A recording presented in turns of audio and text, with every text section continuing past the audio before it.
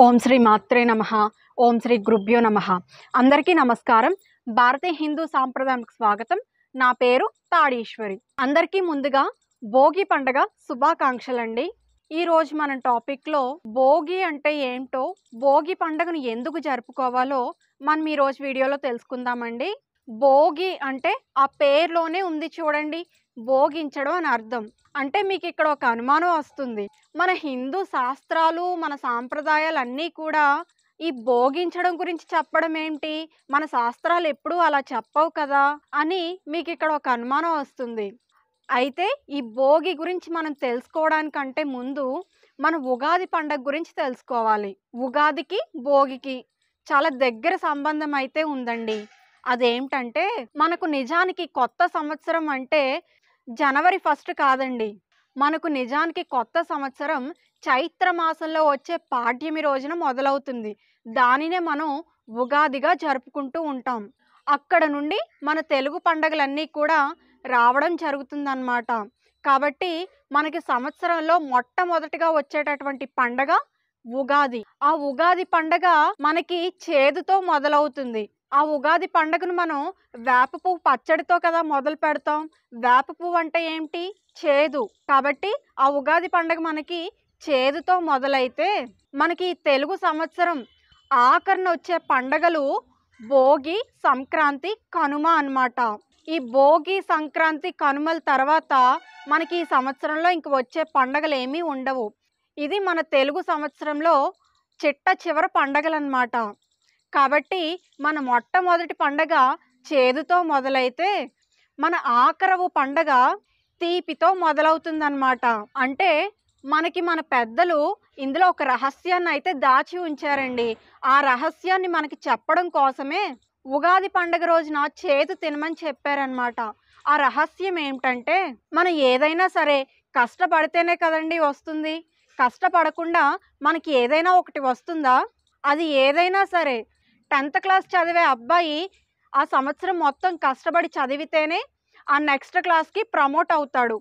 అలాగే ఒక ఆఫీస్లో ఉద్యోగం చేసుకునే ఉద్యోగి తను ఎంత కష్టపడితే అంత కష్టానికి ప్రతిఫలం ఆ తర్వాత సంవత్సరంలో అతనికి ప్రమోట్ అవుతూ ఉంటుంది. మనం కష్టపడకుండా మనకి ఏదీ రాదు. కాబట్టి ఉగాది పండగ నాడు చేదు తినడం దేనికి గుర్తంటే, నువ్వు ఈ సంవత్సరం అంతా కష్టపడితే నీకు చిట్ట చివరికి నువ్వు భోగించడానికి నీకు అవకాశం ఉంటుంది అని చెప్పడం కోసం మనకి సంవత్సరంలో మొట్టమొదటి పండగ చేదుతో మొదలైతే సంవత్సరం చిట్ట చివరన వచ్చే పండగలు తీపితో మొదలవుతున్నాయన్నమాట. అందులో వచ్చే మొదటి పండగ భోగి.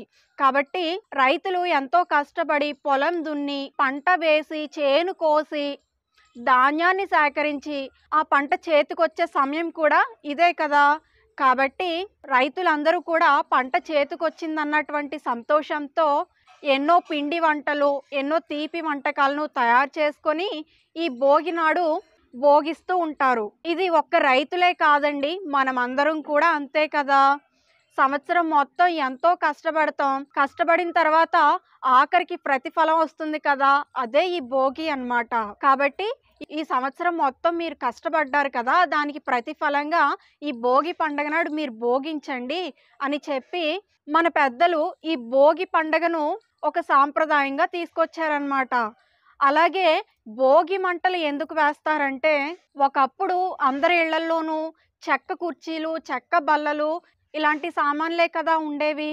కాబట్టి అవి ప్రతి సంవత్సరంలోనూ కూడా ఏదో ఒక చెక్క సామాన్ అన్నది విరిగిపోవడం అది సహజంగా జరుగుతూ ఉంటుంది కదండి. విరిగిపోయిన సామాన్లు ఇంట్లో పెట్టుకోవడం వల్ల అది పరమ దరిద్రం అన్నమాట. కాబట్టి ఈ భోగి పండగ నాడు ఏ వీధిలో వాళ్ళు ఆ వీధిలో వాళ్ళే ఒక భోగి మంటను వేసి ఆ పనికిరాని కుర్చీలు, బల్లలు ఇటువంటివన్నీ కూడా వేసేసి ఇంటిని శుభ్రంగా ఉంచుకోవడం కూడా ఒక సాంప్రదాయకంగా మారిందన్నమాట. అలాగే ఇంకా ఈ భోగి పండుగ నాడు చిన్నపిల్లలకి భోగి పండ్లు వేయడం కూడా ఒక ఆచారంగా వస్తుందన్నమాట. ఇది ఎందుకు ఇలా చేస్తారంటే, మీరు ఎప్పుడైనా చిన్నపిల్లల్ని చూడండి, ఎంతో బుజ్జిగా ముద్దుగా ఉన్నటువంటి ఆ పిల్లల్ని చూసి ఎవరైనా సరే ఆ కళ్ళు తిప్పుకోలేరు. ఆ పిల్లల్ని అలా చూస్తూనే ఉండిపోతారు. కాబట్టి ఆ పిల్లలకి దిష్టి అది తగిలేసి ఎక్కువగా ఏడవడమో, లేకపోతే జ్వరం రావడమో ఇలా ఏదో ఒకటి జరుగుతూ ఉంటుందన్నమాట.